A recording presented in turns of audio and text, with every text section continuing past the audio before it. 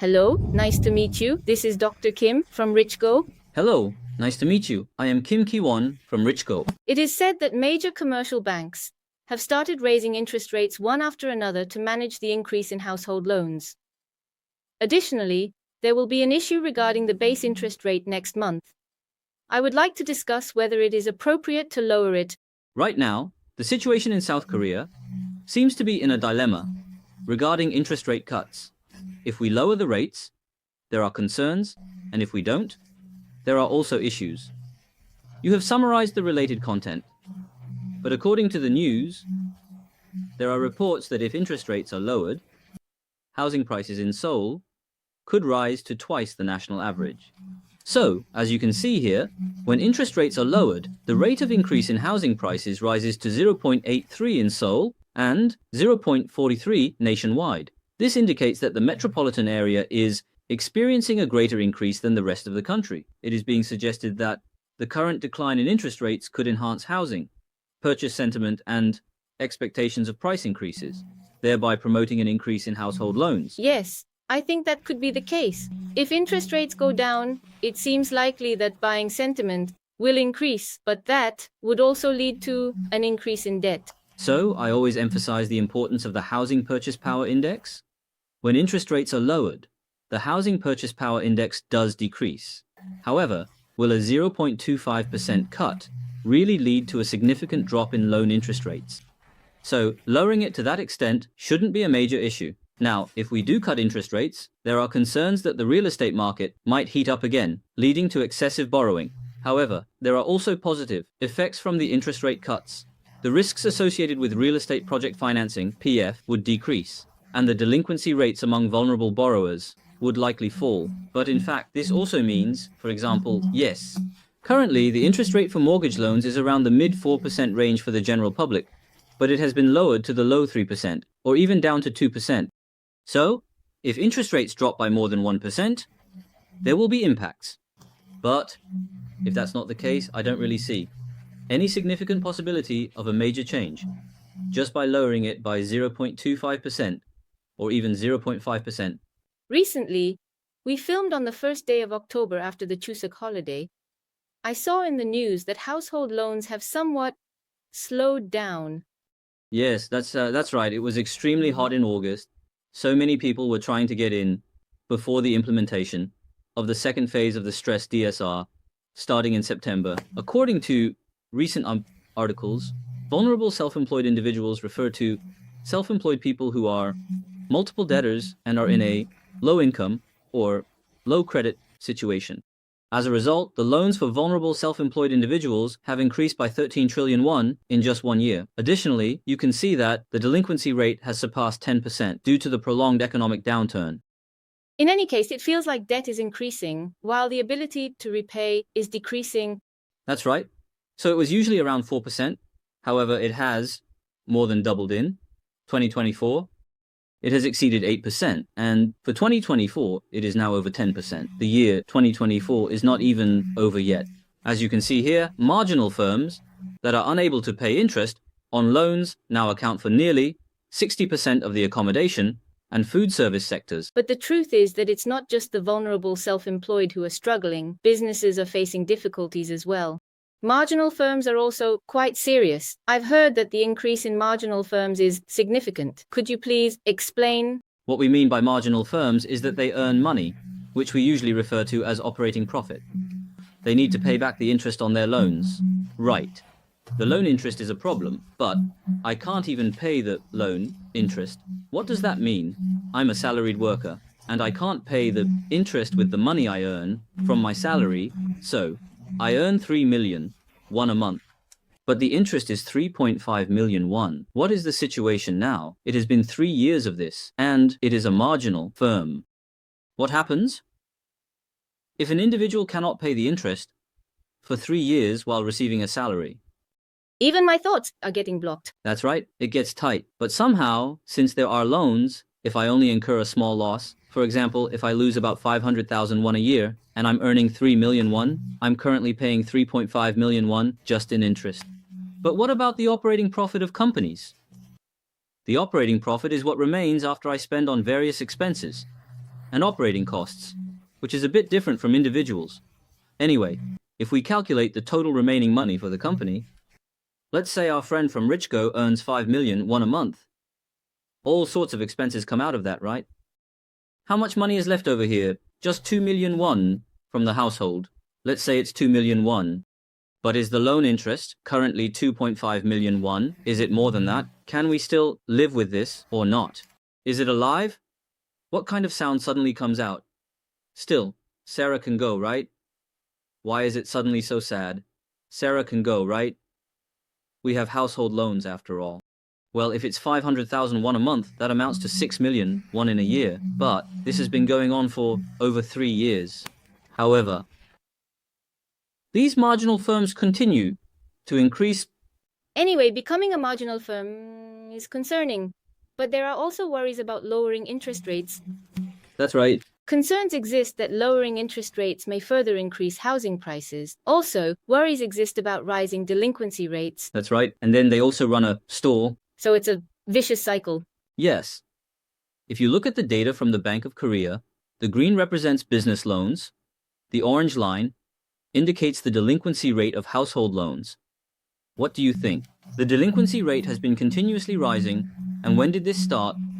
It began in 2023 and has been increasing ever since. And now, on the right side, this is categorized by loan type, and this is by financial institution. So bank loans are generally the most stable, right? Fortunately, the delinquency rate for banks is currently decreasing a bit. Now, this blue line represents the overall delinquency rate. So excluding that, what about the delinquency rate for non-bank loans? The delinquency rate for banks has decreased somewhat, but for non-banks, savings banks, capital companies, and so on, the delinquency rate for non-bank loans is increasing very sharply. What does this mean? When we say we are now going to non-bank institutions, usually we get loans from the first financial sector, right? What does it mean to take out loans from savings banks or capital companies? Since I can't lend you money due to your credit rating in the first financial sector, you might say that you already took out a loan from the second financial sector, but now you need more money even if it means taking on higher interest rates. That's why you're turning to non-bank options. Right. So, those who are struggling are the ones who are currently seeking loans. However, what does this mean? The delinquency rates among these individuals are sharply increasing. This indicates that, in the current loan market, there is a polarization occurring, even in the delinquency rate market. In a way, it seems that the real estate PF issue has spread to household loans as well. That's right. If you look here, especially at the delinquency rate of vulnerable, self-employed individuals, the delinquency rate for non-bank loans is currently around 3.3%, but the delinquency rate for vulnerable self-employed individuals exceeds 10%. That's an enormous delinquency rate, over 10%. And then there's the marginal firms that you mentioned earlier. What is the proportion of marginal firms now? It's 16%. This means that 16% of companies are unable to pay interest on their operating profit after using up their funds over the past 3 years. That's quite a lot. These types of firms are continuing to increase. As you can see, large companies account for 12.5%. Large corporations have also increased significantly. Furthermore, small and medium-sized enterprises have increased even more, with a growth rate of 17.4%. That's right. As a result, the number of marginal firms is rising, which has raised red flags regarding the soundness of financial institutions. So, this is also data from the Bank of Korea. Earlier, I showed you data on individual, self-employed individuals, and this time, it shows the proportion of marginal firms by year. So, we have large corporations, and then small and medium-sized enterprises. The number of large corporations increased slightly, and then decreased. Right. As for marginal firms, what about small and medium-sized enterprises? The proportion of marginal firms among small and medium-sized enterprises is continuously growing. At least larger companies are doing somewhat better, but small and medium-sized enterprises are really struggling more and more. Just look at the debt levels. Who has more debt? Is it the small and medium-sized enterprises or the large corporations? There are more small and medium-sized enterprises. The small and medium-sized enterprises are larger in scale. Therefore, while the scale of loans is increasing for both small and large enterprises, there are significantly more small enterprises. You can see it like this. And next, as you can clearly observe, this shows the proportion of marginal firms within this industry. It is displayed by industry. So if you look at it, the highest industry is accommodation and food services, followed by transportation. In the sequence, who is next? Gas, electricity, real estate. So, accommodation and food. Transportation, electricity, gas, real estate. What percentage of these four are marginal firms? It exceeds 40%. Yes, 40%. The accommodation and food service sector is almost 60%. About half are currently in marginal firms. Yes. About half of them have been in such a serious situation for the past 3 years that they can't even pay the interest. On the other hand, there are some good places, right? The airline is still okay. Aviation is paying its interest well. Who's next? Petrochemicals. Electronics, automobiles, construction. Just by looking at the industries, we can distinguish them, right? Now, look at this. Accommodation and food services. Is it self-employed? Is it a large corporation? It's self-employed, isn't it? The transportation sector isn't that huge either. Particularly in the case of electricity, gas, and real estate, the market is currently not doing well, which is why it looks bad. On the other hand, sectors like aviation, petrochemicals, electronics, and automobiles are all dominated by large corporations. So it seems that this situation is somewhat okay for now. If the proportion of marginal firms increases, it can negatively affect normal companies as well. That's correct. Can you explain why that principle applies? This is how everything connects. Have you ever sprained your ankle? You have, right. If you sprain your ankle, you still have to move, right? Does it only hurt in the ankle? Or does it hurt around the ankle as well? The whole body hurts, right? If there's one part that's uncomfortable, it causes everything to feel interconnected. Look, as the number of marginal firms increases, if these companies go bankrupt, jobs will decrease, and income will drop as well. So, will you consume or not? It directly affects consumption, making it difficult. When consumption becomes challenging, the various products and services offered by large companies will also decline. This creates a chain reaction. Now, since the phenomenon of young people pulling all-nighters to buy homes hasn't ended, there has been a lot of talk about interest rates recently. But in reality, interest rates are rising. So, in September, it is reported that after the Chuseok holiday, household loans are increasing again. Each bank has also announced that they will continue to raise interest rates. So here you can see the increase in virtual interest rates, right? KB Kookmin is at 1.34, Shinhan at 1.4, Hana at 0.8, and this is the cumulative increase over the past 3 months. That is, currently raising the interest rates. As you can see here, not only have the interest rates for mortgage loans increased, but credit loans have also seen a rise. And in the case of Hana, the interest rates for John's loans have been raised as well. So here you can see the phenomenon of concentration. If interest rates are cut, it will happen again.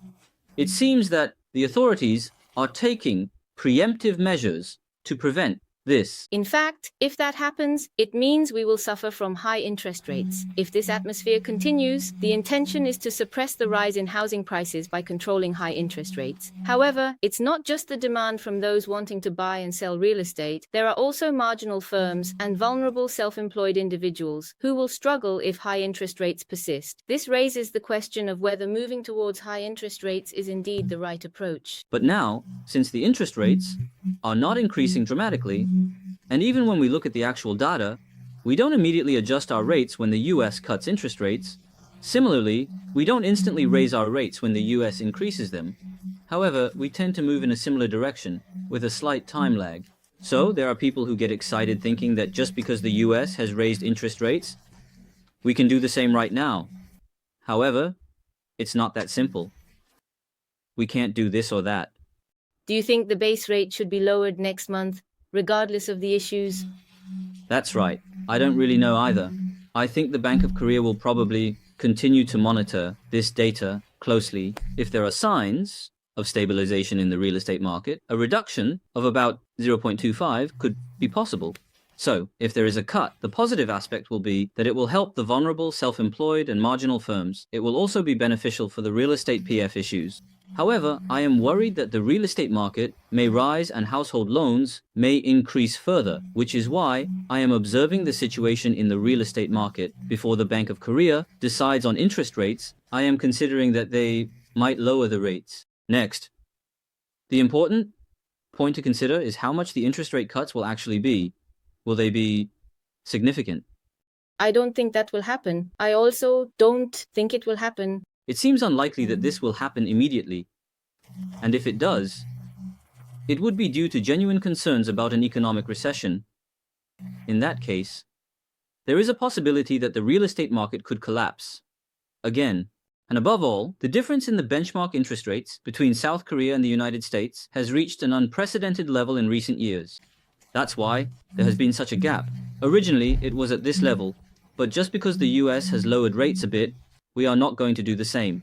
Therefore, I believe that the Bank of Korea will consider various factors in their decision-making. However, I think that interest rates will not trend upward significantly. Socially speaking, almost all areas are cooling down, but only certain regions of the real estate market in the metropolitan area, particularly in Seoul, are still maintaining warmth.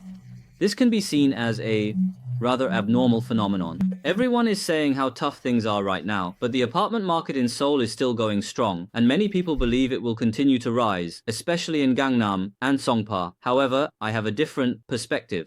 Why? The increase in housing prices in Gangnam, Chochosong, and Songpa was somewhat smaller than in other areas in 2020 and 2021. Compared to places like Nodogwang, it's because they didn't provide loans, right, for the 15th floor apartments. So if Nodogwang had risen like that, Gangnam and Songpa would have only been able to rise to this extent. But it was shattered once due to the impact of interest rate hikes, and now it's coming back to Gangnam, Cheolsu, and Songpa. Why is that? They didn't provide loans, but starting from 2022, they began to offer loans again. So what does this mean? Now that I have taken out a loan, I see that there are quite a few people in Gangnam, Cheolsu, and Songpa who have also borrowed heavily to buy homes. I believe that if a second decline occurs, it is very likely that housing prices in Gangnam, Cheolsu, and Songpa will also drop this time. Yes. Today we discussed the increase in delinquency rates and whether interest rates will be cut next month, and if so, when that might happen. Thank you very much.